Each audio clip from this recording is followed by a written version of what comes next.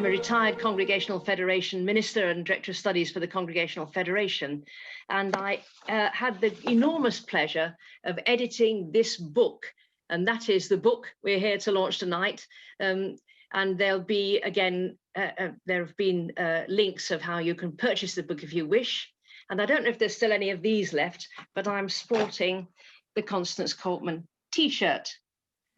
And there are mugs as well, and they've been around for quite a while. General Secretary of Mission of the United Reformed Church, who was really a mover and shaker in getting this conference together, on which the book is based, and Karen Campbell, URC Secretary for Global and Intercultural Ministries, and a member of the planning committee for the conference. And Karen, you just follow straight on after Francis. Francis.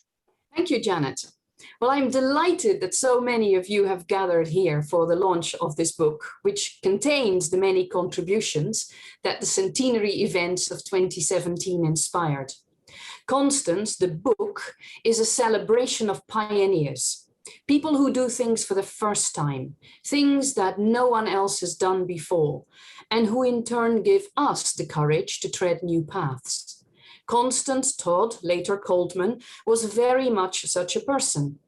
In seeking training and ordination to the ministry now over 100 years ago, when that was firmly the preserve of men, and to do so in a very difficult and turbulent time during the First World War. You can read the story of her life and that finding and seeking ordination in 2 great chapters in the book. And I'm very pleased to see Fleur, who's one of the authors of that here. And I think Kirsty was due to come as well.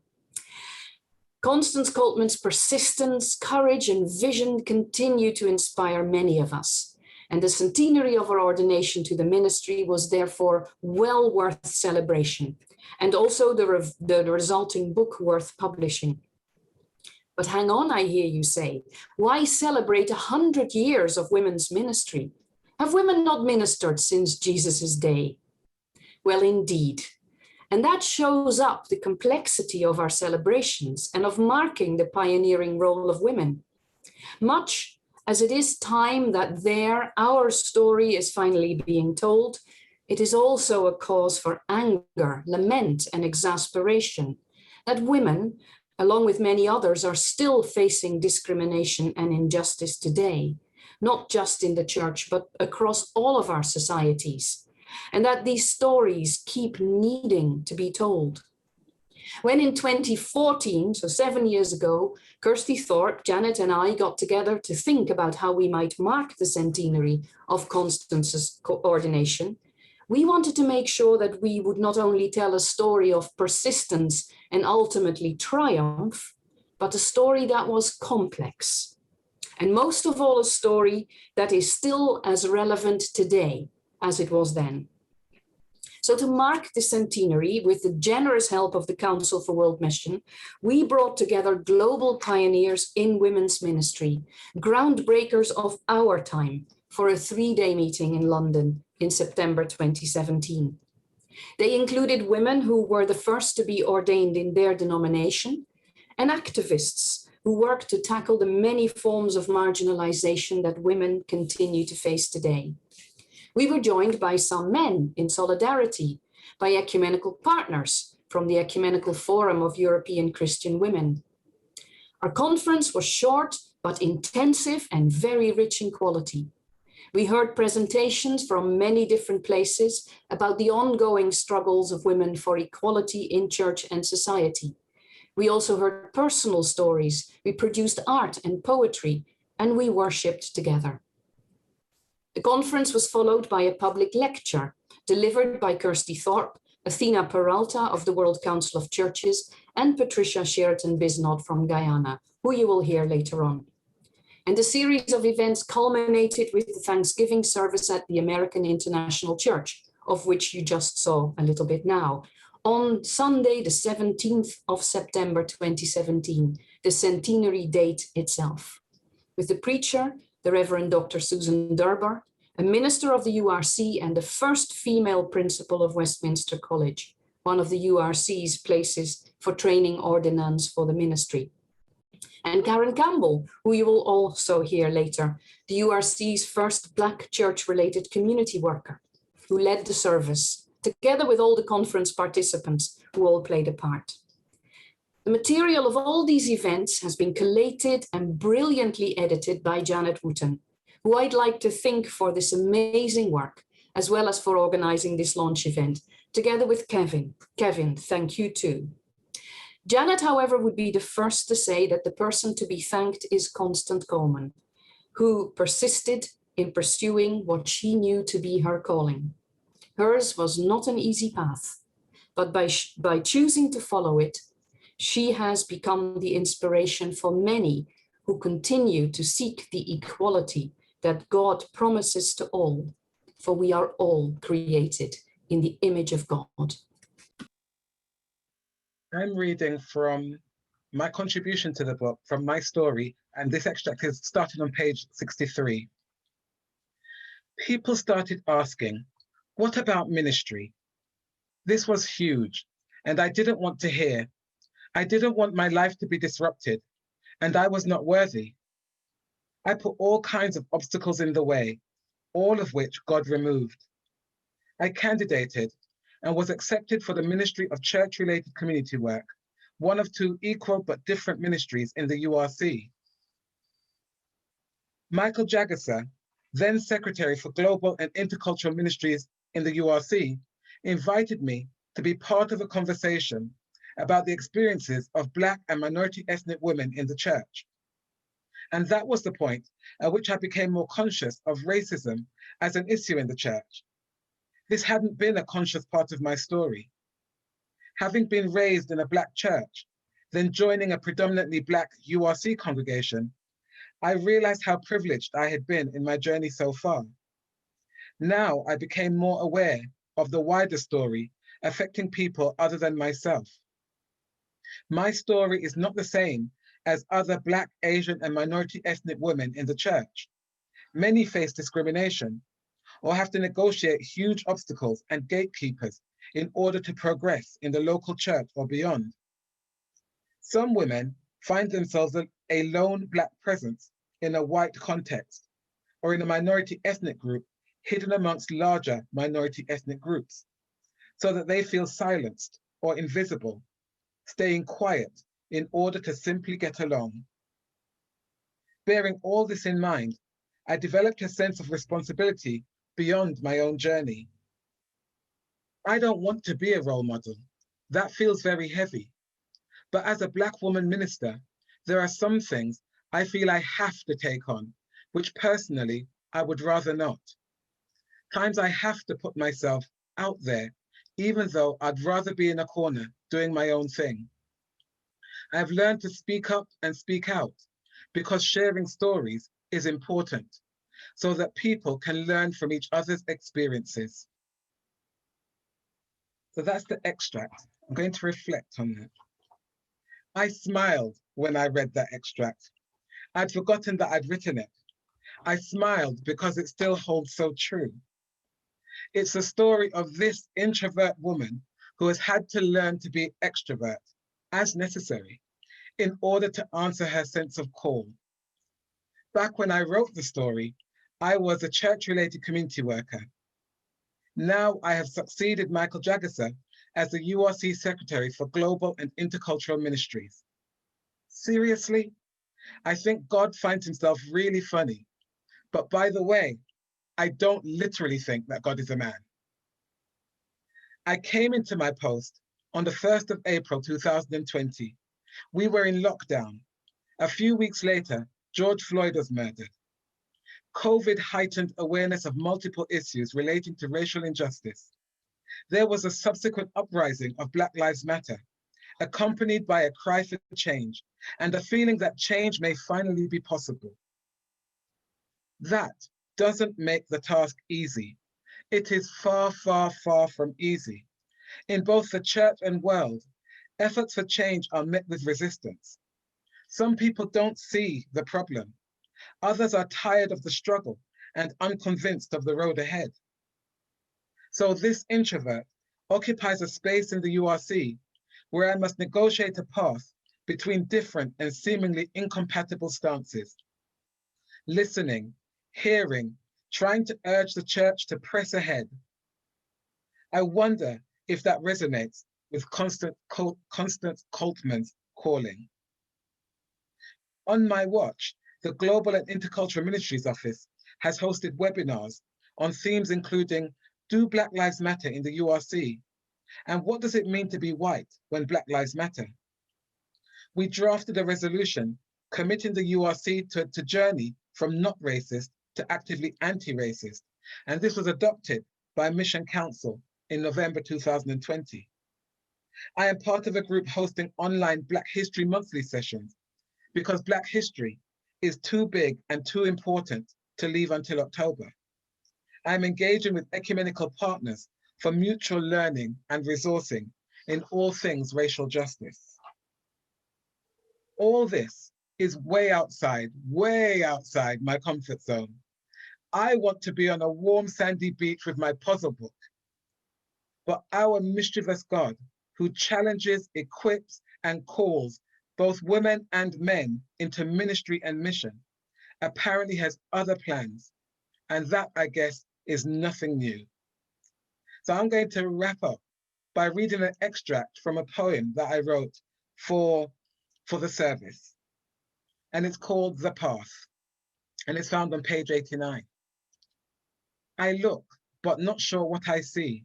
I ponder, not sure what I feel. I yearn, not knowing what I yearn, which way to turn, just what is real. I walk, though I'm afraid to tread. I linger, though no stopping place, squeeze closed my eyes and hold my breath, somehow each moment to embrace. They bid me come this way, that way, and I'm not sure just what to do. A myriad paths before me turn, but which one is set by you? Some paths do not reveal their way. They twist and turn and disappear, and though I strain and squint to glimpse, their way for me is never clear. And so I stop, stand silent, still, not knowing which the way to tread, subdue the noise within, without, and listen for your voice instead. And so in faith I take each step, by grace alone seek courage new, to lift my eyes from paths below and keep them fixed on you. For I realize you are the path, you are the way, you are my goal, inspiration, strength, and resting place, eternal lover of my soul. After the next little bit of service, we're going to hear, first of all, from Patricia Sheraton Bisnorth, the Chief Executive Officer of the Caribbean Family Planning Affiliation, as well as a minister of the Guyana Presbyterian Church and the first woman to be ordained in the Guyana Presbyterian Church, which is fabulous. And then Sarah Moore, a United Reformed Church minister and former member of the Young Clergy Women International Network, transition champion for the Scottish Synod of the URC. I hope I've got that right. Sarah, you need to come in as soon as Patricia has finished speaking. Hello again. So I shall be reading a very brief extract from my writing. I don't have the book in my hands, but I'll read a brief extract and then go on to speak about how this book, its event and this launch it resonates with us, with myself and in my region. So now let me get my document with the book. My faith is fashioned through struggles and joy in this multi-faith context of a patriarchal, unjust economic, political, and socio-cultural situation. My faith is also inspired and energized through stories of resilience. For example, my grandmother, who was the head of our household and who played a significant leadership role in our family. She was a significant influence on me, along with other women and also a few men, including my father, who modeled partnership in our home, sharing fully in household work and caregiving, and taking a firm stance on the education of his girl and boy children equally, and who opposed early marriage. At the age of 17, after completing high school, as I sought to discern where God was leading me, I felt very strongly the call to serve the church. I was engaged with the political situation in my country and was committed to the movement for democracy and for the alleviation of poverty. I also questioned why there was no woman pastor in the Guyana Presbyterian Church. One fine day at the congregational meeting of my church, I boldly stood up and shared my call to serve as a pastor, to the shock of some persons. While my peers found it ridiculous, and because clearly it was not a thing to be done, the minister and the session were interested in hearing more. Thus, the process began. I have a small presentation. Women Leading Change, I gave a caption to this presentation, honoring the fruits of labor of courageous women. The ordination of women has been a significant step in the journey towards the advancement of women and gender equality in the church, and I would say also with an influence on society. The Constance Coltman celebration event in 2017 and the book launch are significant landmarks which celebrate the fruits of labor of this courageous pioneering woman and serves as a great inspiration to reimagine church today. More and more in these times of COVID, people are talking again about reimagining church. Recognize also that it is a part of a larger struggle for gender justice and building partnership and right relationships in church and community. It's about resilience and how women are responding to God's call. And I got this quote, which I like and which is still relevant today, which is still very important. The church will never believe that women have a religious message until some of them get and take the opportunity to prove they have.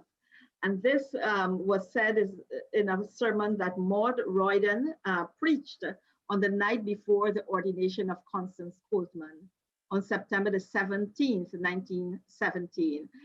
And women still have to address and be involved in this struggle, to claim her space, to speak, to take the opportunity. And we, in my region, we are still dealing with this scenario. And we ask the question, must male remain the norm for the ministry of the church? That God is man and man is God. No wonder many Christian men today are having a masculinity crisis. This is quite a prominent discussion in our part of the world, heavily influenced by right-wing evangelical churches, especially of North America, USA. So gender justice approach to being church, which is very, very important as we celebrate and as we look ahead towards the transformation of the church. Gender justice is necessary for the church to be faithful to God's vision for humanity and creation as revealed in the gospel of Jesus Christ. Church needs a critical approach that takes seriously the lived experiences of struggle and survival of women against multiple forces of oppression. That the church would strive for healing and wholeness of body, mind, spirit, and soul. The church requires transformative justice, dismantling the systems of oppression. Reformed churches in the Caribbean have been ordaining women to the ministry of word and sacrament as far as I know, and I don't think this is so well researched, but from my information, since the 1960s, gender equality in the church is still a work in progress, often met with feelings of fear because of its potential for radical transformation. Male-centeredness still prevails, and the headship principle places men in leadership and seen as natural to men. This is still talked about in our churches. Women are largely visible in the care and charitable outreach of the church, while men are more visible in decision-making positions, except where the remuneration is low. Men are more easily accepted as pastors, and LGBT persons are not accepted at all. So that's an injustice to be addressed. And here I thought I would share very quickly photos of women pioneers in the Caribbean, 1967. Many of you, or some of you may know the Reverend Dr. Ophelia Ortega of the Presbyterian Church of Cuba, Marjorie Saunders, United Church of Jamaica and Cayman Islands. And I'm sorry, I don't have a picture of Reverend Una Matthews of the Congregational Union of Guyana, who actually was, if I'm not wrong, she was the first woman minister in Guyana. And then in the 80s, I came along from the Guyana Presbyterian Church, followed by Reverend Joy Abdul Mohan of the Presbyterian Church of Trinidad and Tobago. We have done some work, and we published a book in 2011, a collection of contributions of women, exploring the contextual realities of Caribbean women as they live, struggle, and celebrate life. It includes personal accounts of life experiences of Caribbean women and how the Bible plays a mediating role in accounting for notions of normativity and transgressive perspectives on Caribbean society. It also speaks about addressing ways in which the Bible has assisted in reinforcing patriarchal norms that often provide the substantive underscoring for violence against women in the Caribbean. And here are the faces of the writers from Caribbean. And we have some sisters, Aruna Gananadasan, some people may know, and she's from the Church South India, and Robina Winbush of the Peace USA, who is no longer with us. So thank you very much. End of my presentation. So I contributed to the book Constance, Pioneer, Pastor and Preacher, a story about the beginnings of an organisation which I used to belong to. I'm now too old to be a member of, Young Clergy Women International, an organisation where many folk, or almost all of its membership, are in some way directly or indirectly in the legacy of Constance Coltman, as people who through their ministry would very much see themselves as pioneers.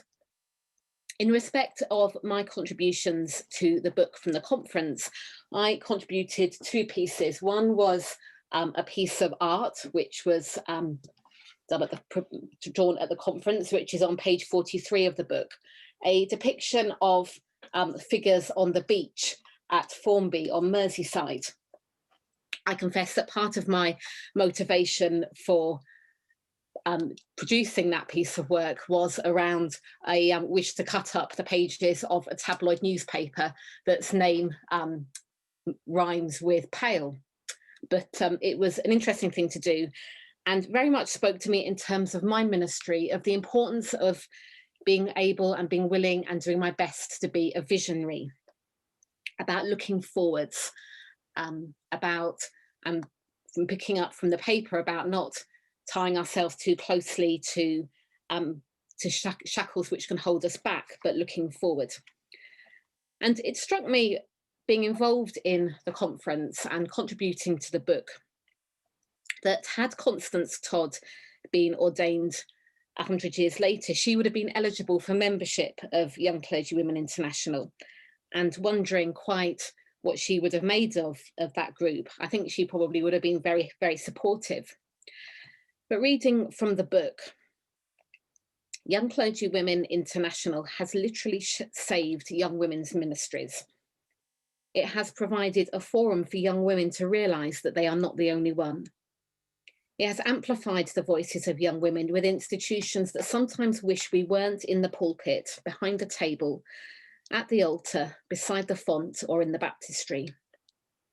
It has advocated for young women in general assemblies, in synods, and even at the World Council of Churches. But YCWI still has some growing edges. It is still predominantly a white and middle class organisation based in the United States. It aims to be more diverse in terms of race, of church traditions represented, and internationally. I'm proud to have been associated with this organisation and to have had the privilege of being part of its leadership. My ministry and discipleship would not be the same without it.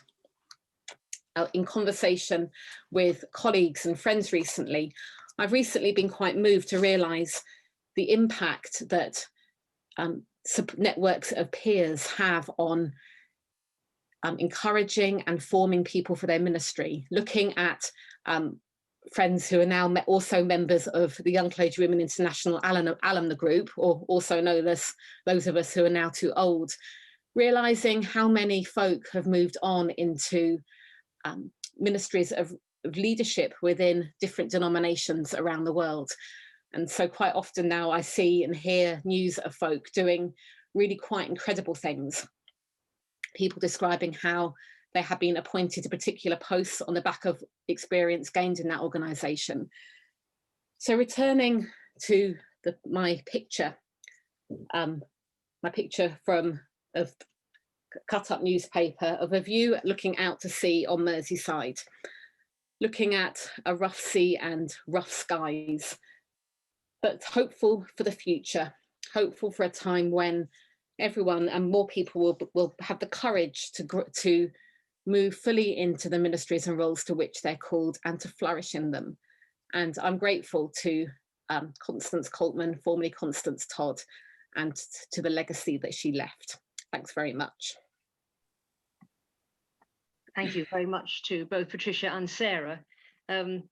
We're coming up to the last of our speakers now after the next section of the service. If you were wondering what they were doing when they were writing on the ribbons, we asked people to write the names of their own personal people who they knew as pioneers, pioneering women on those ribbons, and then we waved them during the last verse of a hymn. The person that's going to speak to us after this next piece of the extract from the service is Asera Ilanova from Moldova, President of the Social Department of the Orthodox Church and Orthodox Co-President of the Ecumenical Forum of European Christian Women. And as we go into the service, can I just remind you to put your comments and questions in the chat. So in a few moments before the end, I'll bring some of those to our speakers.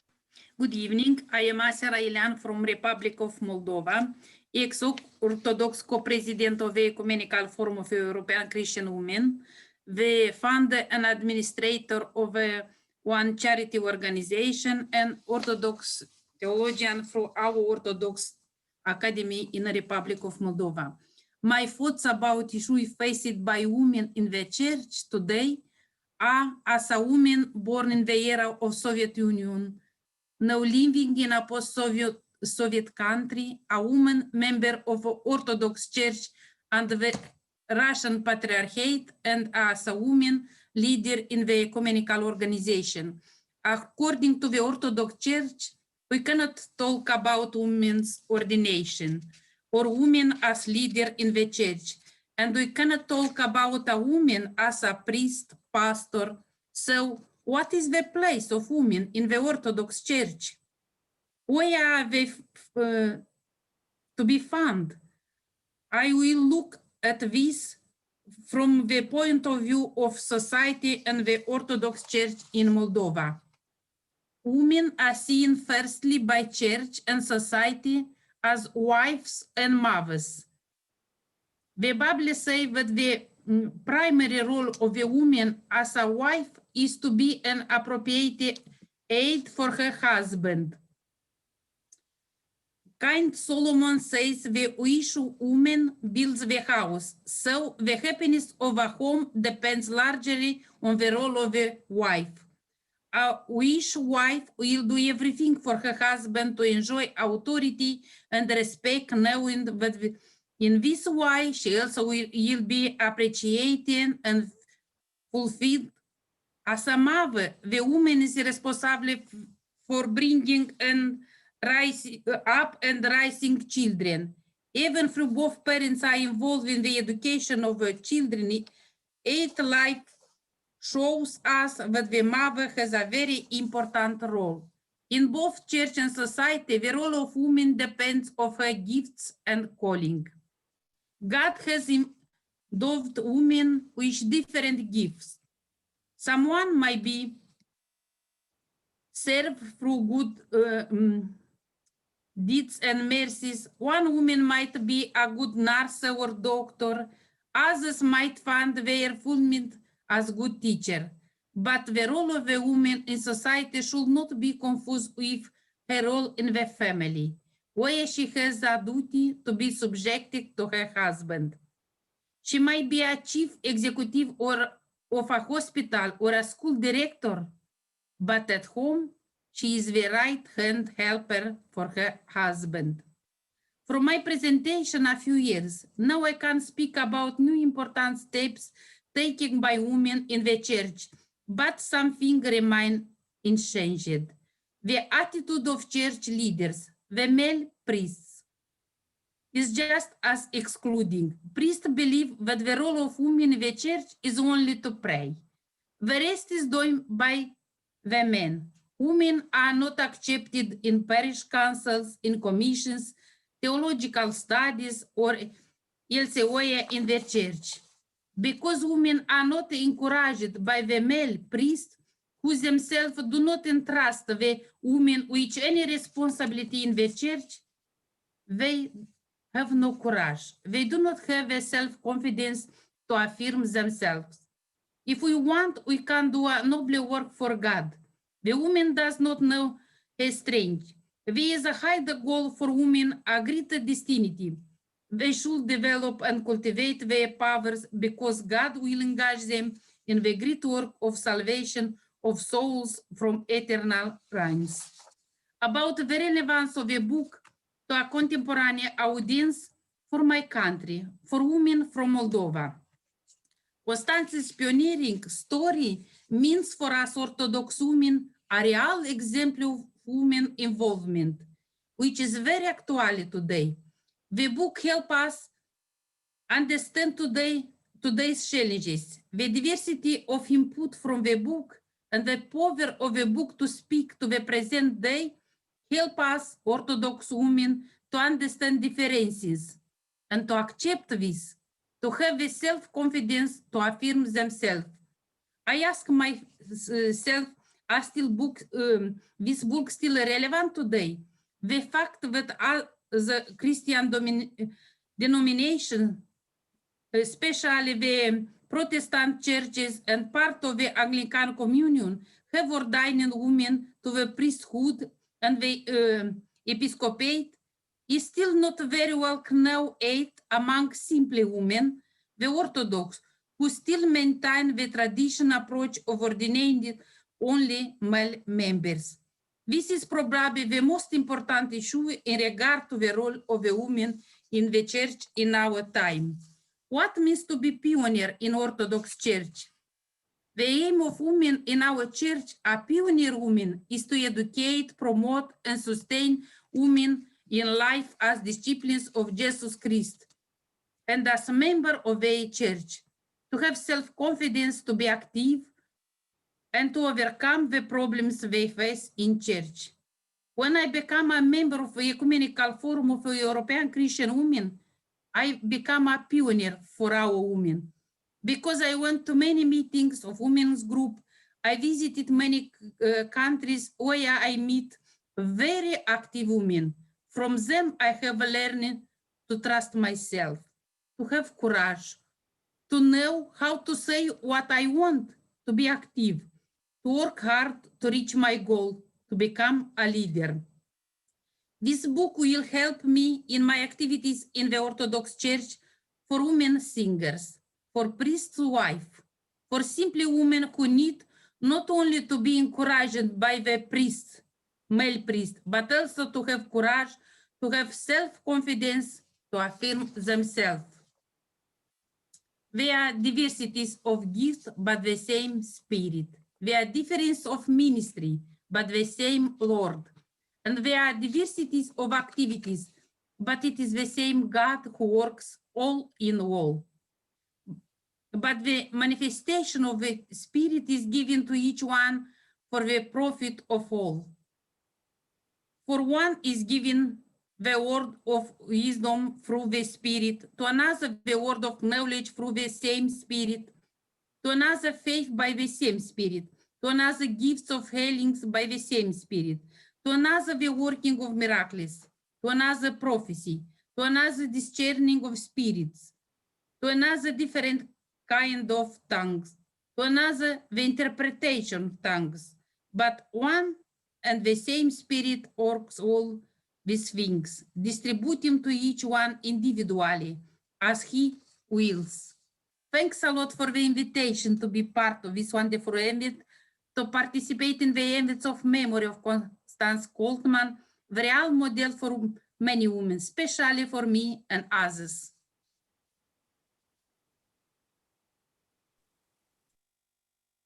Thank you very much. And there's a lot of that comes straight from your heart to ours. What a privilege it was to be part of that global gathering of global pioneers. And these were tremendous women like Asera, like the others who have spoken here today, bringing us such amazing insights. And you can see from the Thanksgiving service, from the people who've spoken, from the contributors to the book, the diversity that was there, and the passion with which people contributed. Christ has been raised and goes ahead of us, the first one of a new creation. We will run with courage and joy to bring good news for all God's people. And so now let us go out into the world, excited and energized, to tear down barriers, remove needless boundaries, and strive for justice in ever more creative and courageous ways. And may the God of endless possibilities surround us, strengthen us, bless and keep us, and journey with us every step of the way. Amen.